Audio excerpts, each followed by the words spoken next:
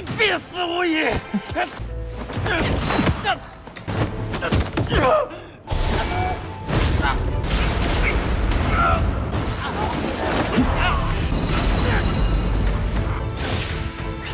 娘的血雨天王丹！等炼丹盛会开始时，我们肯定能把娘救回来的。 Halo guys, balik lagi bersama Mimin from Zero. Di video kali ini Mimin bakalan kembali melanjutkan alur cerita Donghua berjudul Dandao Zizun atau Alchemy Supreme episode 74 ya. Seperti biasa, sebelum masuk ke rekap ceritanya, buat kalian yang menonton video ini tapi belum subscribe, tolong di subscribe dulu ya guys. Dan jangan lupa nyalain lonceng biar nggak ketinggalan update terbaru dari channel From Zero. Playlist untuk Donghua ini juga udah tersedia bagi kalian-kalian yang baru aja bergabung dan belum nonton episode sebelumnya ya. Ya udah deh, nggak usah berlama-lama lagi, langsung saja kita ke rekap ceritanya guys.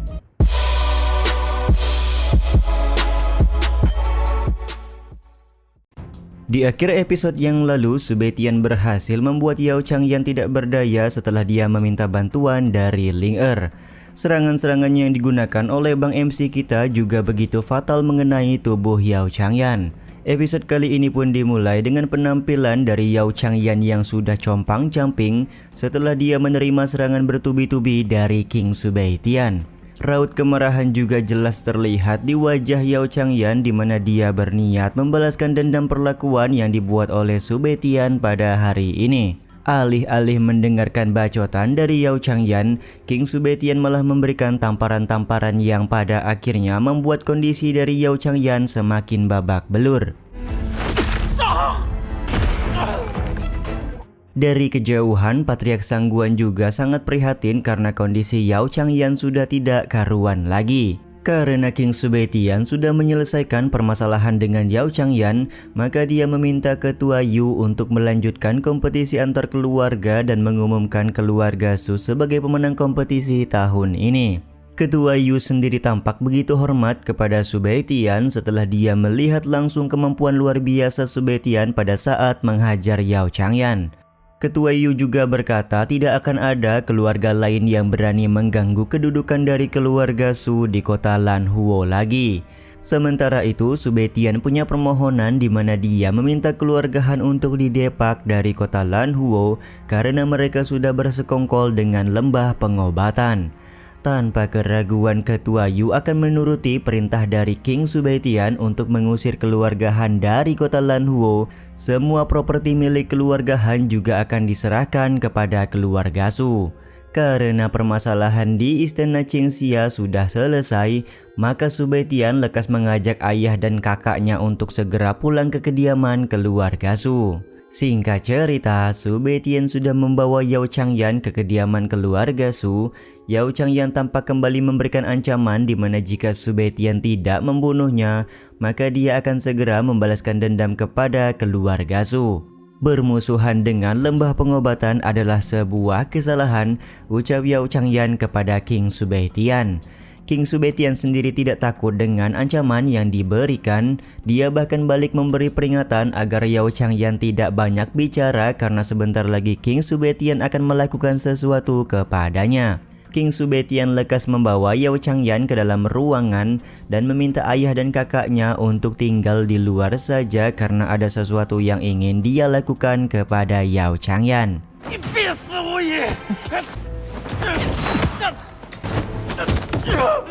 Ketika sudah berada di dalam ruangan, Yao Changyan tampak ketar-ketir dan ketakutan. Dia pun lekas meminta maaf serta berjanji akan menyelesaikan permasalahan lembah pengobatan dan keluarga Su jika Sube Tian melepaskannya hari ini. Akan tetapi tentu saja King Sube Tian menolak karena menurutnya lembah pengobatan bukanlah sekte yang harus dia takuti. King Sube Tian juga langsung memberikan tekanan untuk masuk ke dalam lautan kesadaran jiwa dari Yao Changyan. Teriakan-teriakan dari Yao Changyan juga terdengar sampai keluar ruangan. Di saat itu pula Su Liuji merasa kalau anaknya pada saat ini sudah semakin dewasa dan bisa menyelesaikan apa yang menjadi masalah bagi keluarga Su mereka. Dia juga cukup yakin kalau Sube Tian mampu membuat keluarga mereka kembali berkumpul lagi seperti sebelumnya. 就可以。 Setelah mendapatkan tekanan penyiksaan, Yao Changyan kembali meminta maaf serta akan tunduk sepenuhnya kepada King Subaitian. Akan tetapi King Subaitian enggan untuk memberikan kata maaf dan langsung melanjutkan penyiksaan kepada Yao Changyan dengan masuk ke dalam lautan kesadaran jiwanya. Di dalam lautan kesadaran jiwa dari Yao Changyan, King Subaitian mencoba melakukan penyiksaan sekaligus membuka segel seluruh harta yang dimiliki oleh Yao Changyan pada saat ini.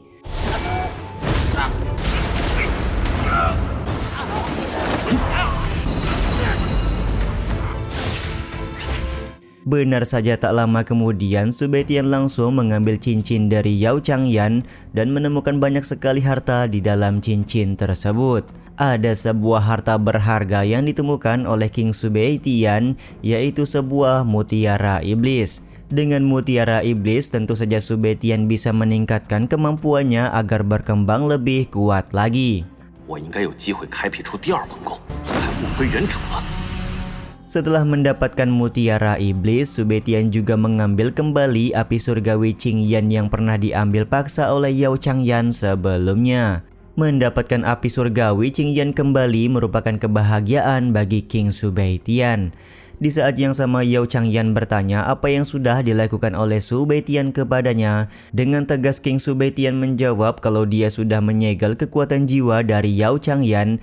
Jadi pada saat ini Yao Changyan benar-benar sudah menjadi seorang pecundang. Karena merasa belum puas, pada akhirnya Subaitian kembali bertanya ada keperluan apa Yao Changyan datang ke kota Lanhuo. Yao Changyan pun menjelaskan kalau ketua lembah pengobatan memintanya datang ke kota Lanhuo untuk menangkap Subaitian, Su Liuji dan juga Qinglian. Ketua lembah ingin melihat Subaitian menyaksikan sendiri kalau ibu mereka akan dijadikan sebagai bahan pembuatan obat. Diketahui ibu dari Subaitian mempunyai ginseng giok darah langka di dalam tubuhnya, jadi ketua lembah ingin menyempurnakan tubuh dari ibu Subaitian sebagai bahan membuat pil giok darah langit.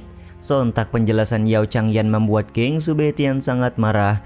Kemarahan Subaitian membuat Su Liuji dan yang lain langsung masuk ke dalam ruangan untuk melihat apa yang sebenarnya sudah terjadi. Subaitian pun kemudian meminta Yao Changyan untuk meneruskan ceritanya. Ternyata sedari awal ibu dari Subaitian memang ingin dijadikan bahan untuk menyempurnakan pil oleh ketua lembah pengobatan. Tapi ada sebuah hal yang mengganggu karena ibu Subaitian bertemu dengan Su Liuji dan memiliki 2 orang anak. Ternyata setelah menikah, darah ginseng giok di dalam tubuh ibu Subaitian menjadi tidak murni lagi. Jadi hal tersebutlah yang membuat ketua lembah pengobatan sangat marah dan melakukan penyerangan kepada semua anggota keluarga Su. Penjelasan ini tentu saja lagi dan lagi membuat King sangat marah. Sambil melakukan cekikan, dia pun bertanya kapan ketua lembah pengobatan akan melakukan penyempurnaan pil giok langit tersebut. Yao Changyan memberitahukan 1 tahun lagi akan dilaksanakan festival alkemis terbesar di kota Donghuo. Jadi pada saat itu ketua lembah pengobatan akan menyempurnakan tubuh dari ibu Subaitian. Ketika berhasil menyempurnakan pil giok darah, maka semua orang akan tahu kalau ketua lembah pengobatan menjadi orang pertama di wilayah timur yang berhasil menyempurnakan pil tersebut. 公子，你没事吧？ 娘也血雨天王丹。 等炼丹盛会开始时， Karena sudah mendapatkan semua penjelasan dari Yao Changyan, maka King Subaitian melepaskan Yao Changyan begitu saja. Tapi ya begitulah, kekuatan jiwa dari Yao Changyan sudah sepenuhnya disegel oleh King Subaitian. King juga memberitahukan kalau 1 tahun lagi dia akan datang ke lembah pengobatan untuk menyelamatkan sang ibu serta menghancurkan lembah pengobatan. Dengan merangkak tidak berdaya, Yao Changyan akhirnya pergi meninggalkan kediaman keluarga Su. Beberapa saat kemudian, Subaitian menyendiri di depan kolam kediaman keluarga Su. Su Liuji dan yang lain juga kemudian datang untuk memberikan semangat kepada King Subaitian. Dao Kui juga meminta Suki untuk tidak mengganggu momen ini karena ini adalah waktu yang tepat bagi Su Liuji, Subaitian dan Qinglian untuk saling berbicara satu sama lain. Qinglian dan Su Liuji sangat yakin kalau mereka bisa membalaskan dendam kepada lembah pengobatan sekaligus membawa sang ibu kembali ke kediaman keluarga Su. 们肯定能把娘救回来的。 Beberapa saat kemudian, Nona Melujo dan Patriark Yun datang ke kediaman keluarga Su karena mereka berdua merasa khawatir kepada King Subetian. Subetian juga terlihat sangat berterima kasih karena Nona Melujo dan Patriark Yun sudah bekerja keras memberikan bantuan kepada keluarga Su.